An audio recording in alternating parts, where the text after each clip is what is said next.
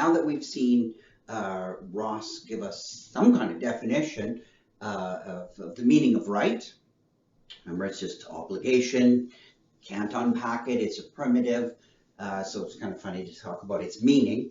But in any case, he starts off right again in chapter 2, what makes right acts right. He says, right cannot be unpacked in terms of productive of so-and-so. So it's not surprising that if it's a primitive, it's not going to be unpacked in terms of other things, right? As we saw in chapter 1. So consequentialism, of course, and a variety of other theories have just said that, look, right means, and then they unpack it in terms of other things. So it's not going to really be a surprise that Ross is going to reject that. What we want to look at now is why he rejects these. So he's laid the groundwork to reject it by saying it's a primitive. So of course he's going to reject any theory that tries to define it, just on that ground alone. So again, right can't be unpacked in terms of productive of so-and-so. So he says, if we say that X an action is right, what we've seen already is it's kind of self-evident, right, that it's right. So you see right and X together, right? And again, I'm using C in scare quotes because I don't mean it just like simply visually, right? That would be picking up on a video or whatnot. There's some sort of some kind of recognition that we have of this composite of X and right. And so we have to look really directly at this composite. In other words, we're not going to be unpacking this composite in terms of other things like productive of so-and-so, which is essentially a position. So so now if X and Y, like think of it this way, if X, Y, and Z are acts and they're right acts, other than them being right, like what makes them all right? Like why is it that we're seeing this right as part of each of them? So what do they all have? Like some cue, some kind of thing that makes them right. Like, so hence what makes right acts right? Like, yeah, right is, they're all right acts, but what groups them? What enables that to be? And so there's again, Ross doesn't quite use this language, but basically there's a presupposition of some kind of single property or characteristic that makes them all right. So now what Ross is going to look at is the history of attempts to find out what makes right acts right. And of course,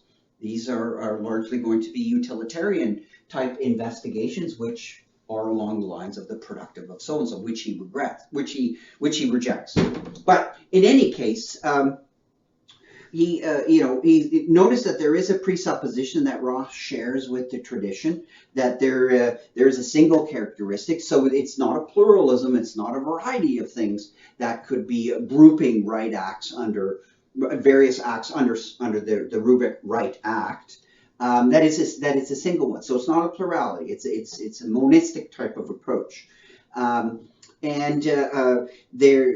The two theories that largely have looked at it from the history have been egoism, and right acts are basically ones that give pleasure to the individual. So hence things like ego is concerned with the ego, and utilitarianism, but more to keep things clear, hedonistic, right? So a utilitarianism that really interprets the notion of good in terms of pleasure, right? So that's Mill, Bentham, and that gang. And Ross is not terribly impressed with these attempts, and he doesn't really discuss these classical attempts to find this mysterious characteristic of what makes right acts right. He does say they're important, but he just says it's been, this has been done in the literature enough, and it's not important for me to really go into detail, although he does discuss them. He thinks that the response is really, the best one to look at is really G.E. Moore, and he calls that ideal utilitarianism. Now, G.E. Moore published a couple of very important books at the time. One is Principia Ethica. That's not the one that Ross means. It's that, and that is, of course, Moore's arguably his most famous work, hugely influential work. As I mentioned in a previous video, Moore shows up all the time in this book, but that's not the work that Ross thinks is really Moore's major contribution. He's going to reject Moore's contribution, but he thinks his major one is not in in Principia Ethica, but in Moore's book that is titled Ethics. And he thinks that the work Ethics offers a more attractive theory than Principia Ethica. So Ethics is a later work by Moore. And for Moore, what makes a right action, X, right, is that X is productive of more good than could have been produced by any other action that the agent had access to at the time. So what makes a right act right? It's the act that produces the most good of all the possible acts that you have at your fingertips. So all the things you could do, the one that produces the most good, that's what makes a right act right.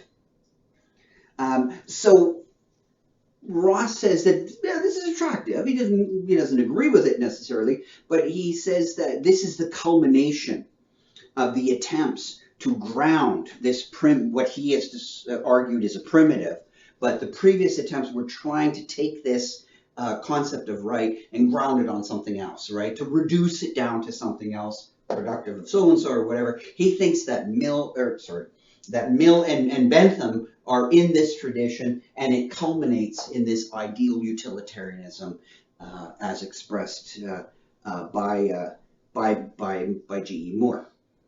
All right, so it's the culmination. So Moore is the ideal, offers us ideal utilitarianism or agonistic utilitarianism in order to distinguish it. Those terms are to distinguish it from classical or hedonistic utilitarianism. Now, Ross thinks that there's been a kind of progression, right? In a previous video, I talked about moral progression. He thinks there's theoretical progression too, even if the theories have problems. So this attempt to unpack right in terms of productive of so-and-so there has been a progression. Hedonistic utilitarianism has improved on egoism. It shows that, the hedonist utilitarians, recognize that egoism couldn't really explain why you should, any differences in where you produce the pleasures. No reason simply because you would enjoy this. That's not an obligation, right? So I'm obligated to produce pleasures for myself or whatever, just simply based on that I enjoy pleasures. Well, that's not saying very much that you enjoy a pleasure. Yeah, that's what a pleasure is something that's enjoyed. But that doesn't generate moral obligations. So that was a fault that Ross says that egoism had. He thinks that the hedonistic utilitarianism, helped improve on that. And Moore supplies an improvement. This ideal utilitarianism is an improvement on the hedonistic utilitarianism because it interprets the notion of good, not in terms of the way the egoist and the hedonist one in terms of pleasure of the individual, but productive of good, right? So greatest good instead of greatest pleasure. So there's a more abstract notion of good, and it's not just tied to pleasure. So he thinks that this abstract notion, this improvement of Moore's, has given Moore this more fundamental notion of a more fundamental theory of utilitarianism. So Moore's notion of interpreting, his way of interpreting utilitarianism is a more fundamental way. So, and this is the strategy, as Ross points out, if I can knock out Moore's view of Moore's theory, then I'll sweep away the other theories because this one is more fundamental than these guys. So if I can knock out the fundamental one, then I sweep the others away with it. So that's his tactic. Bernard Williams picks this up in decades later, and he does the same thing when he tries to attack consequentialism and utilitarianism as well. So refute ideal utilitarianism, says Ross, and out it goes, and it carries the hedonists and the egoists with him. So according to Ross, Moore, as we said, unpacks right in terms of the production of the maximum good. And so Ross wants to argue that production of maximum good is not this, this little cue here that makes right acts right. He wants to say, no, that's not That's not the way to see it. And so what does he do? He gives us an example. And he gives us an example of, oh, I'm running out of board space here, of the plain person. Okay? Just the ordinary person. How do we, just ordinary plain folk. Think about promises, right? Philosophers love to, deontologists love talking about promises. Kant always talked about it, and Ross is no exception. Deontologists love the concept of promise keeping because it illustrates a lot of their ideas quite well. So suppose a plain person, Ross says, makes and then keeps a promise. So makes and then keeps a promise. Why do we do that? We make promises for all kinds of reasons, but why do we keep them, right? Why does a plain person, a subject, right? Why do they think it's important or right? Why is it right to keep a promise, right? He said, well, look, you don't really unpack promise keeping in terms of its consequences. He thinks that people are not future thinking about maximizing the good when they make and keep a promise, right? As a matter of fact, when we make and keep a promise, we're more backwards looking more than forwards looking. If you make a promise, right, you make that there's the fact of making a promise, and in the keeping of the promise, the act of keeping it is right, well, because this satisfies sort of an internal demand. Right? The act of keeping the promise presupposes the fact that the promise has been made, and this having made the promise is what we think about when we think that keeping the promise is right. Now, this sounds way more abstract than it needs to be. Think about this. I'm going to sort of pick up on how Ross talks, right? Just making simple promises. So like you and your friend make a promise. Your friend promises to come have coffee with you today. So yesterday your friend says, yeah, see you tomorrow. I promise to be there. And call, makes a coffee promise.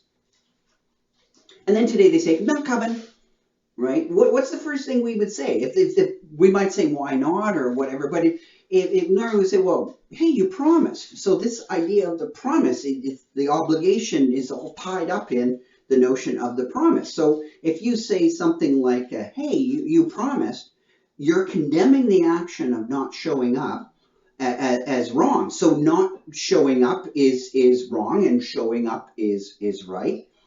Now, what if we often say, well, you promised. Now, what if the person said, if your friend said to you, well, so what? So what? Just because I promised, that doesn't mean I'm obligated to do it. You probably say something like, hey, you don't really understand how promises work. You don't understand the very logic of a promise. But then, so in that sense, you're not really looking at consequences. You're just talking about the very internal structure of promise keeping generates duty.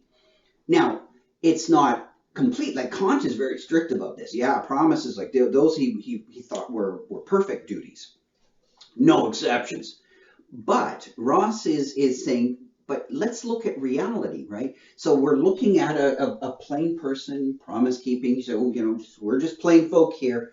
Let's look a little bit deeper into the notion of how we actually think, because Ross thinks it's very important that our moral theory reflect how we actually think. And he thinks we don't think like Kantians, and we don't really think like utilitarians. He thinks that we think like quasi kind of deontology type Kantians, but not strict ones. So he's going to weaken and modify this notion of duty when in this discussion of promise keeping. So we'll check that out in the next video as we explore just this very simple example of promise keeping.